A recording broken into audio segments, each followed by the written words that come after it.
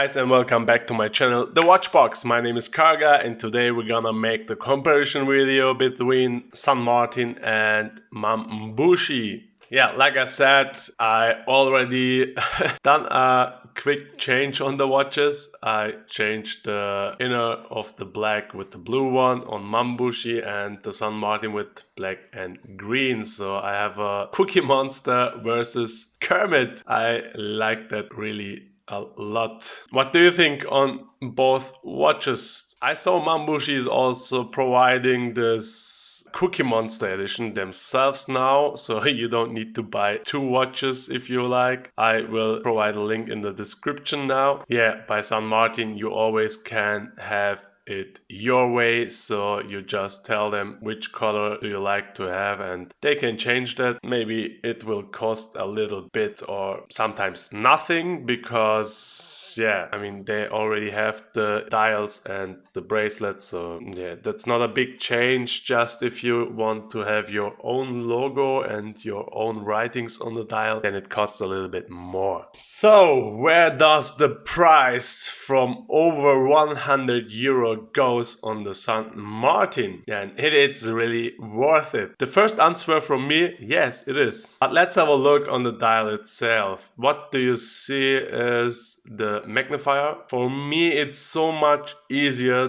to read it on the San Martin because it doesn't reflect so much as Manbushijie. I think it has something to do with the anti-reflective coating, what San Martin does and the Manbushijie not. So you can read the date so much better, I think. And yeah, if you look here, you can clearly see it is definitely easier to read. The magnifier is smaller. A bigger magnifier like the V1 would look better, maybe, it will help you to read the date much easier. For me, like I said in my review, it's completely fine and it's not so big, so you don't have a chunky magnifier on your dial. It looks perfect, I think. So the point here is more or less a personal preference, so I wouldn't give a point here, or if I would give it, so it will go to San Martin. I wouldn't do a paper with pointing out the best and not so best. I don't like that, so I would give the point here to San Martin if I want to give a point, because it's easier to read and it's not so reflective like this one. But like I said, it's more personal preference. The second thing is the bezel. It's on both watches ceramics, so it's really good workmanship here and also on the San Martin. But like I also said in the review, San Martin does the Lume pip on the top of the 12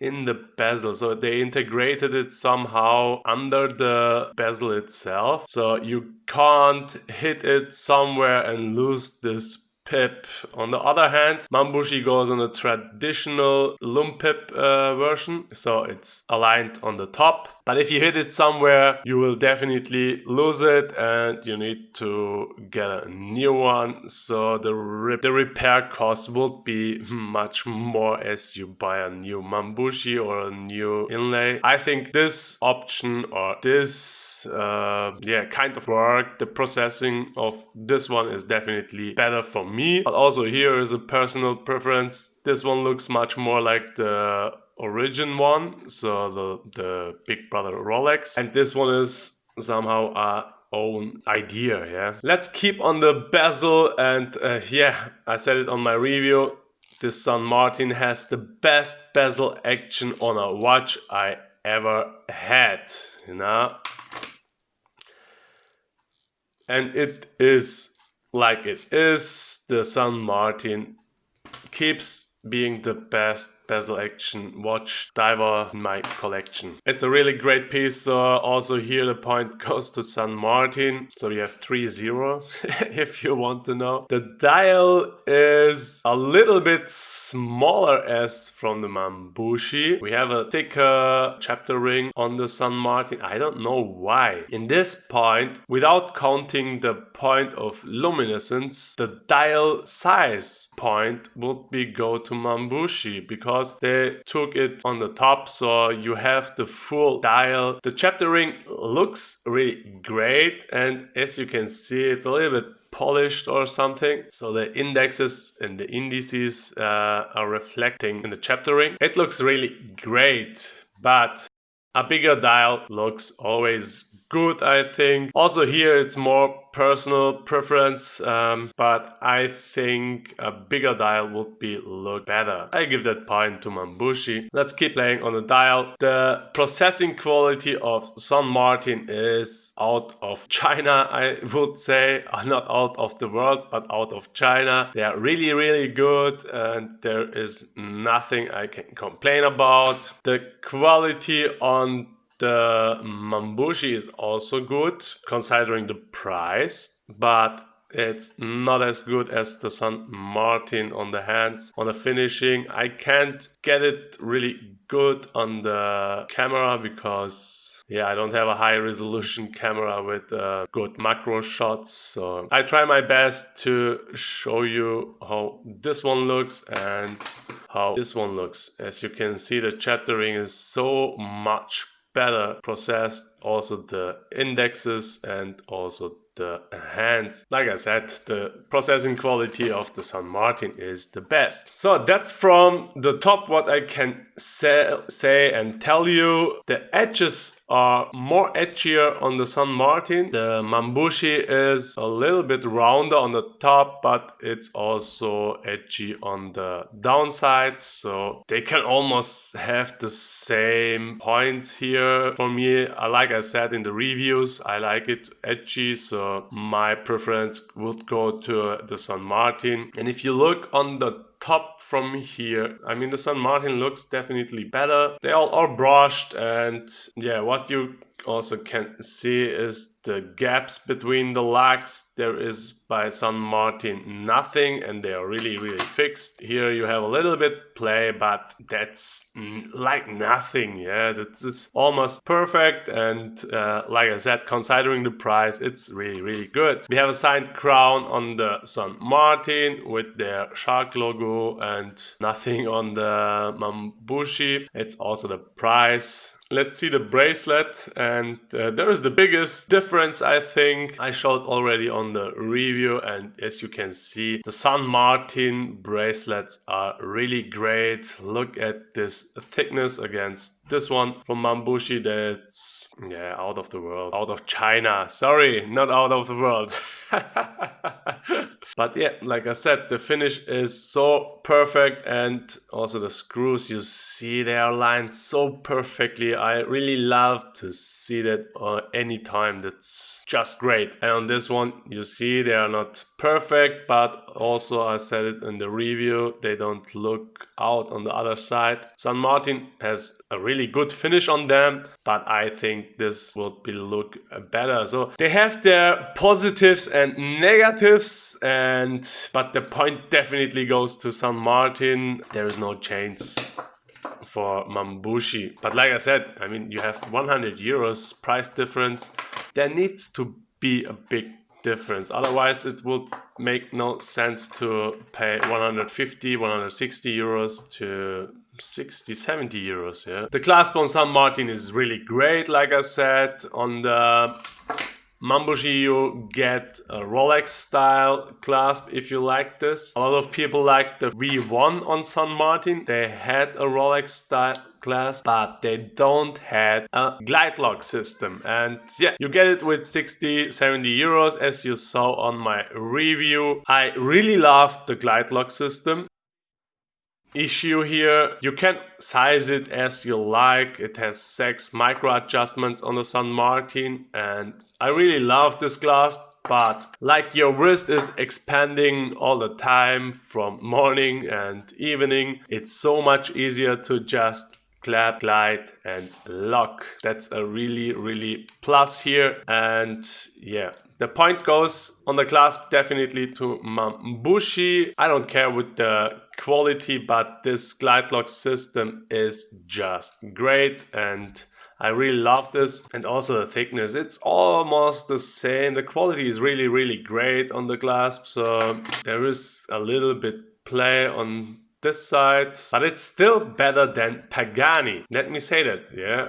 I had the Pagani watches, also here the Daytona Hommage. I have flipped it because to buy a new watch, and maybe I will buy it again on the rubber strap, which I saw now. I really love this clasp. I love the option from Glide Lock. On the other hand, I don't really care if my arm is expanding in the evenings, so it fits a little bit tighter, but I don't really care, and I have almost everywhere a strap change tool, so it takes me just a second to pipe in and expand it if I like, yeah, but I don't really care if it fits a little bit tighter as it is. That's the big differences in the quality, but you have on the San Martin definitely more quality processing and material quality, but on the other hand you just pay 60-70 euros, get a ceramic sapphire and yeah, a nice glass. Also the bracelet is not bad, yeah, it's not thick as the San Martin, it's not as good as the San Martin, but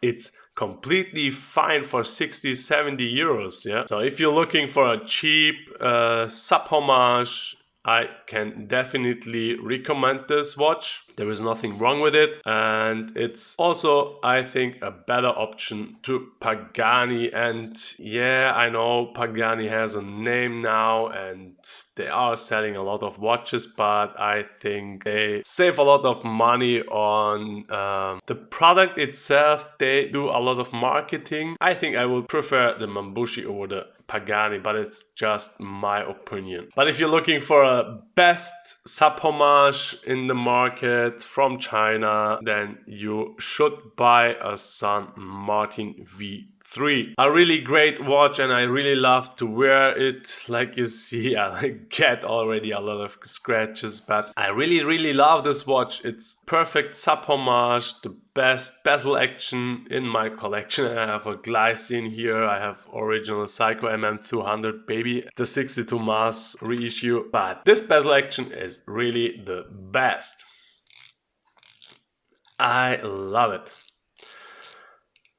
And I think better to spend one time 100 euro more and get the better watch instead of getting a cheaper one. And yeah, maybe you have not as much luck as me and the bezel is not aligned perfectly, or anything happens with the watch. So better to pay 100 euro more and get definitely the better watch. Also the Lume is fantastic on the San Martin. It's really great. It glows all the night through till morning, and I can read the time. On the Manbushijie, it glows and but it vanishes really fast, so it's not really a diving watch. Yeah, if it vanishes that fast, then you can't call it a diving watch. And also you just get 100 meters water resistance on this watch. You have 200 meters on the San Martin, so